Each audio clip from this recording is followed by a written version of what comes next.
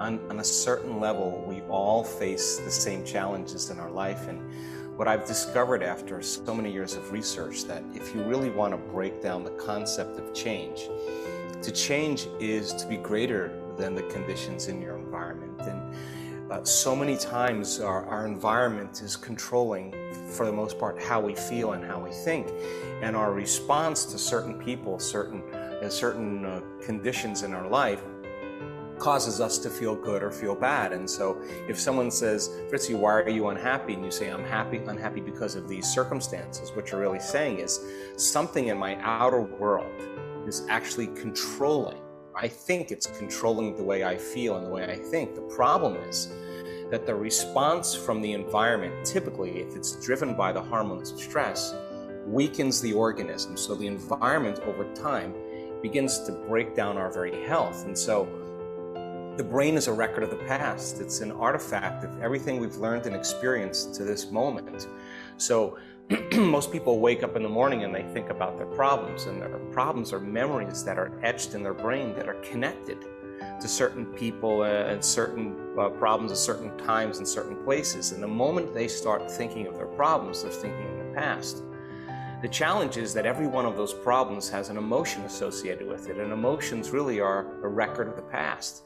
So the moment you feel unhappy, the moment you feel suffering, the moment you feel fear, now your body's in the past. So it's the thought being the language of the brain and the feeling being the language of the body, and how we think and how we feel creates our state of being. So many people reaffirm their state of being completely by the past. And so it only takes a thought and a feeling, an image and emotion, a stimulus and response to start the conditioning process. So we start to condition the brain and body, hardwire the brain, condition the body emotionally into the past. The problem is the body's so objective that it doesn't know the difference between the real life experience that's creating the emotion and the emotion we're creating by memory alone. The body's believing it's living in the same past environment 24 hours a day, 7 days a week, 365 days a year. So then the person gets up and then they run through the same routine as they always do. And in time, their body moves into a state of autopilot. Now their body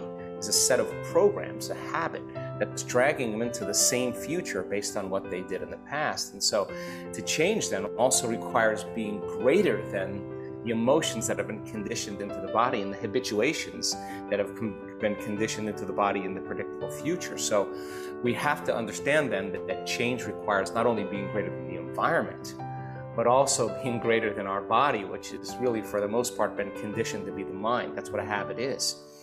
So then, to change then, to be greater than the body, to be greater than the environment, to be greater than time, instead of living in the familiar past, which is the known, and the predictable future, which is the known, you teach people how to settle into the present moment, and that's the unknown. And most people, that the unknown represents a very threatening place. And so when people start to do meditation, as an example, and their body starts looking for an arousal, wants to get up and do things, they think they can't meditate. But in fact, if they can settle their body back down into the present moment and lower the volume to that anger, to that frustration, to the fear, to the sadness, it's like training an animal. Now you're telling the body it's no longer the mind, that you're the mind. And our research shows there's a liberation of energy. The body starts expanding and relaxing into the present moment. Instead of getting up and checking your cell phone or doing something, and you notice that propensity, instead of responding to it and say, I can't meditate, you settle your body back down into the present moment. Now you're executing a will that's greater than the program, because most people lose their free will to a set of programs. And it's the act of doing this, to be greater than the conditions of our environment, to be greater than our body as the mind, and to be greater than time, that all of a sudden causes the person to start believing in themselves a little bit more. And that's when possibility starts to unfold. So let's talk about that, because this is, we work with Latin American prisons, and we do a lot of programs to help young people that have been incarcerated for all kinds of reasons to begin to make changes, to see the place where they're at as a place to retreat from their lives, and to begin to understand why they did certain things, what emotions that drove them to behave in certain ways impulsively and to think certain ways, and if they have the opportunity to return back into their lives. If they don't make those fundamental changes in their biology, the moment they return back to the same environment, it's going to trigger them emotionally to make the same choices unconsciously. So the structure of being in prison, of course, is a challenge in and of itself, because it is, in a sense, survival of the fittest. You have to mark your territory, and you have to mark who you are, and it's got to be loud and very clear. That's fine. But then you also have plenty of time to learn. You still have plenty of time to work on yourself. I always say, forget the experience. The experience doesn't change. And when you recall the experience, when you think about it, when you talk about it, it never changes anything. Actually, it refires and rewires the circuits in your brain. Overcome the emotions that keep you connected to that experience. When you can recall an experience without the emotional charge, that's called wisdom.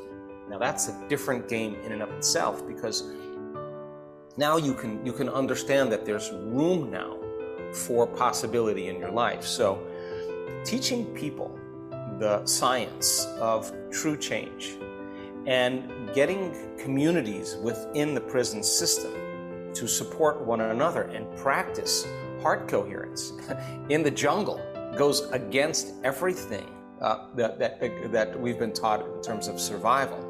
So forming new communities in the prison system, just like you do, teaching people really the science of change and transformation, and not just leave it there, but every day practicing that. Now here's the funny thing about it. The side effect of all of this is being happy with yourself. The side effect of it is now you're no longer responding and reacting to the same circumstances and the same situations in the same way, because as you sit there and your body's so wanting to feel anger or fear, and you become conscious of it, and you work with your body and train it back into the present moment. If you keep doing that, the side effect of that is energy moves right into your heart. We've measured that too many times to tell you that it's not the truth. Now, what does that do?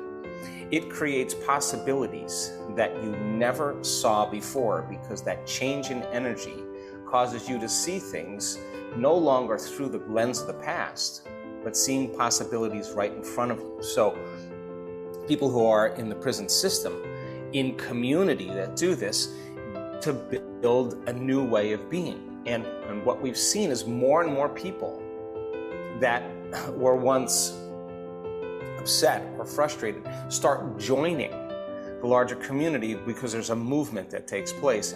And my interest is to not only give people the tools to return back into their lives as a different person, but to understand what they're doing and why they're doing it. So the what and the why allows the how to become easier. So then, even if they're in a prison for 30 years and they're happy, it's better than being in prison and being unhappy. And if they've learned the lessons in their life and possibilities around, who knows what could possibly happen to them.